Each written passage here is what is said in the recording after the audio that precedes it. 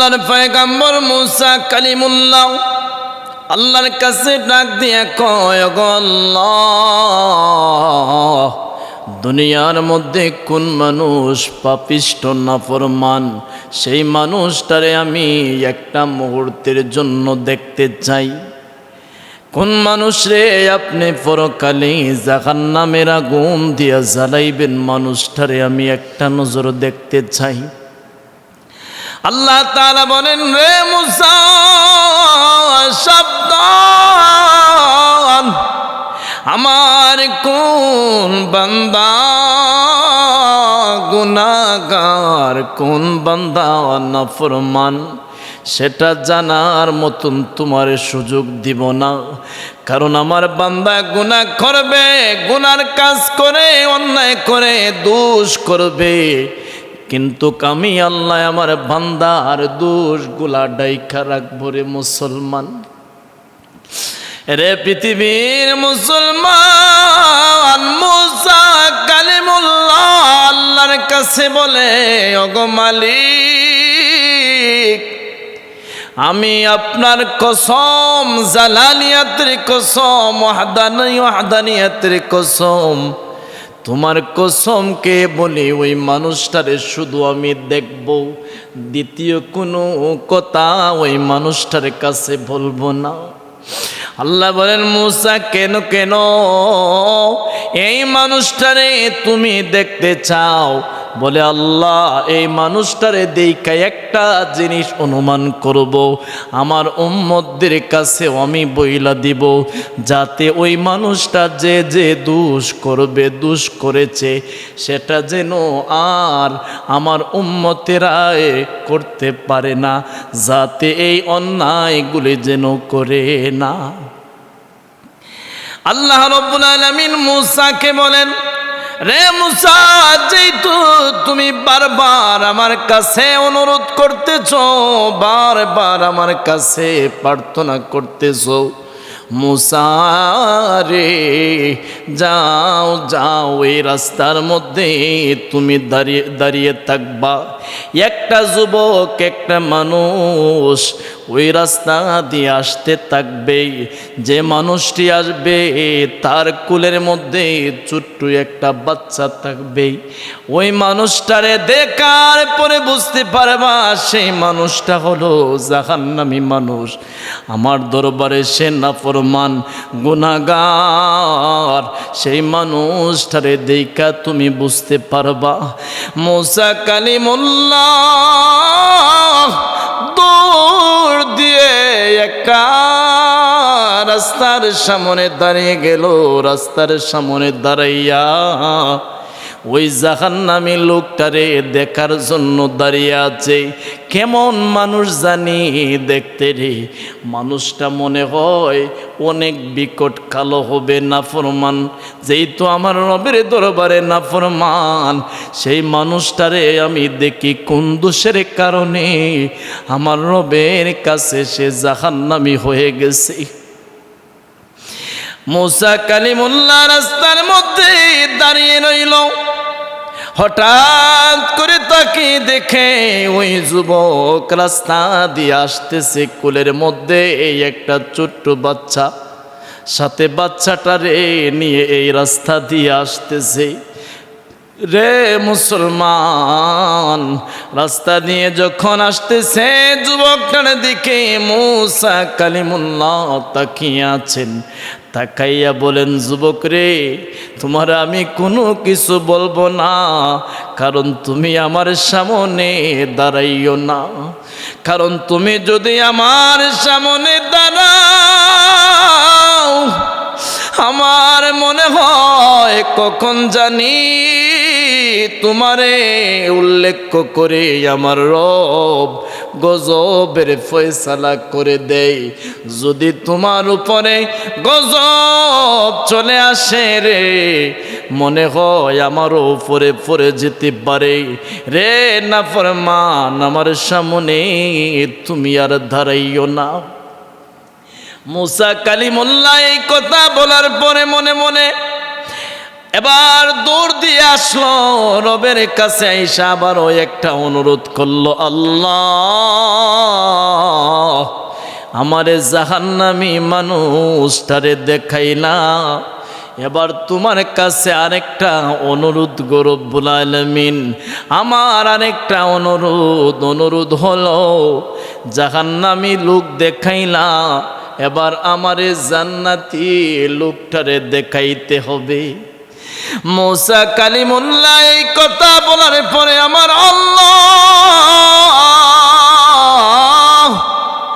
মুসারে ডাক দিয়া কন, রে মুসা, আমি জানতাম তুমি আবার এই কথাটুকু আমার কাছে বলবা। মজার বিষয় হলো আল্লাহ বলেন, আমি জানতাম তুমি আবার আমার কাছে আবদার করবা। মুসা নবী মনে মনে ভাবতেছেন, আল্লাহ মনে হয় জান্নাতি মানুষটা এই মুহূর্তে আমার কথা বলবেন। আল্লাহ বলেন, মুসা রে মুসা, সকাল বেলা যেই রাস্তার মধ্যে দাঁড়িয়েছিলা সেই রাস্তার মধ্যে আবার দাঁড়াইবা। যে লোকটারে তুমি দেখবা এই দিকে আসতেছে, সেই লোকটি হবে জান্নাতি মানুষ। জান্নাতি মানুষ দেখবা এই লোকটি, সে হলো আমার দপ্তরে অনেক মায়ার বান্দা, অনেক মহব্বতের বান্দা হলো সেই বান্দা।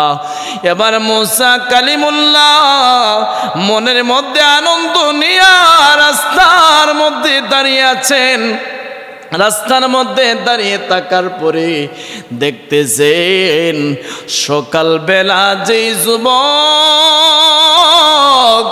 ছোট্ট বাচ্চারে কোলের মধ্যে নিয়ে আসলো রে, সেই সকালবেলার জাহান্নামী লোকটি বিকালবেলায় আবার জান্নাতি লোক কিভাবে হয়ে গেল?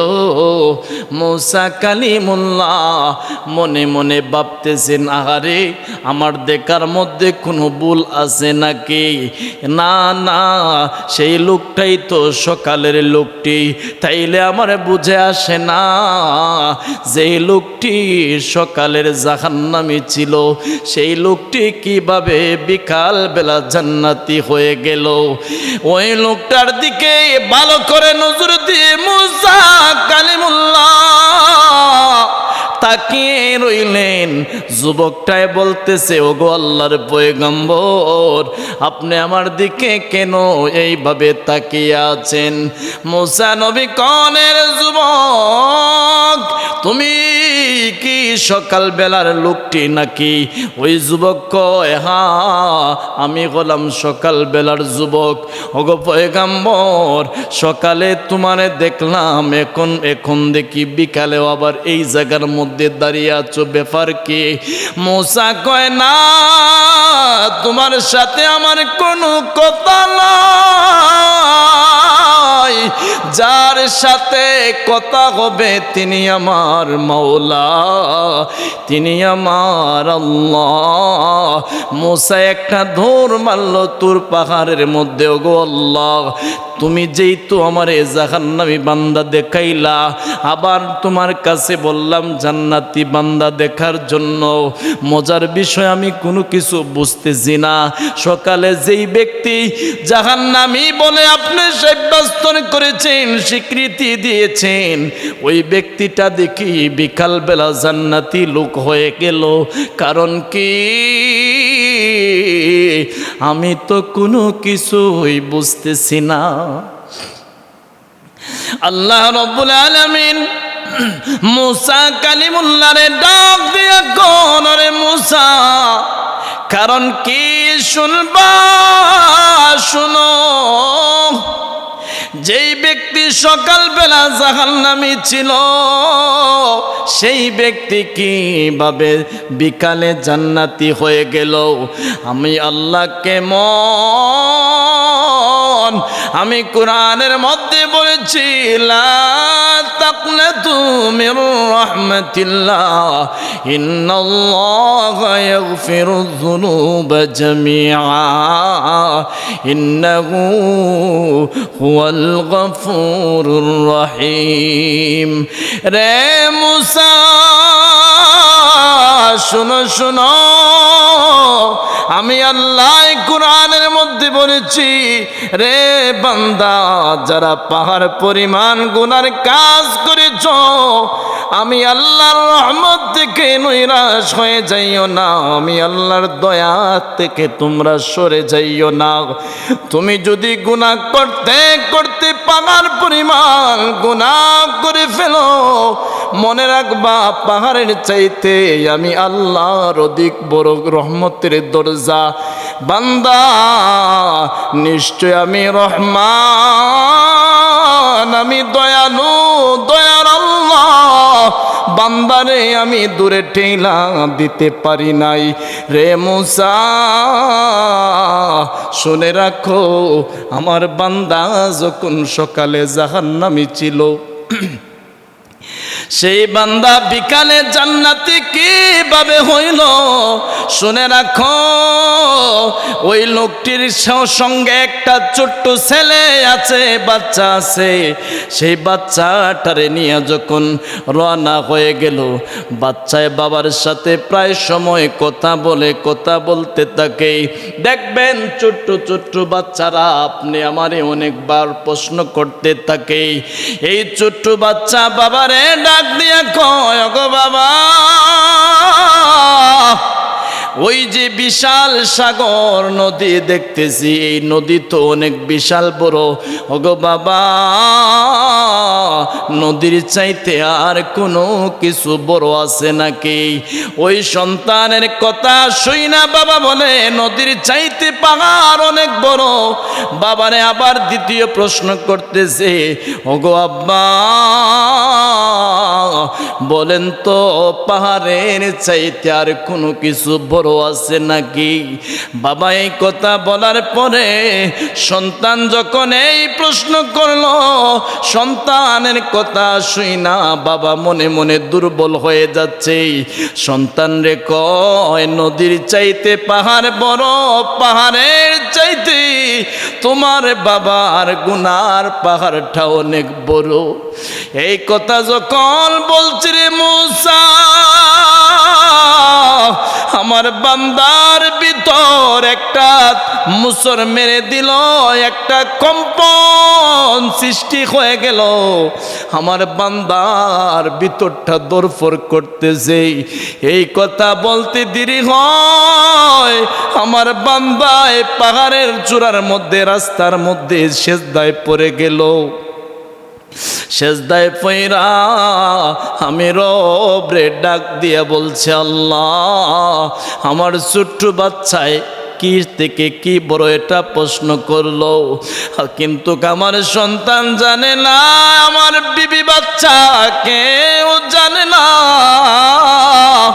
ওগো আল্লাহ, আমি যে গুনাহগার, আমি যে নাফরমান মালিক, আমার সন্তান যদি জানতো আমি এত গুনাহগার, আমি এত নাফরমান,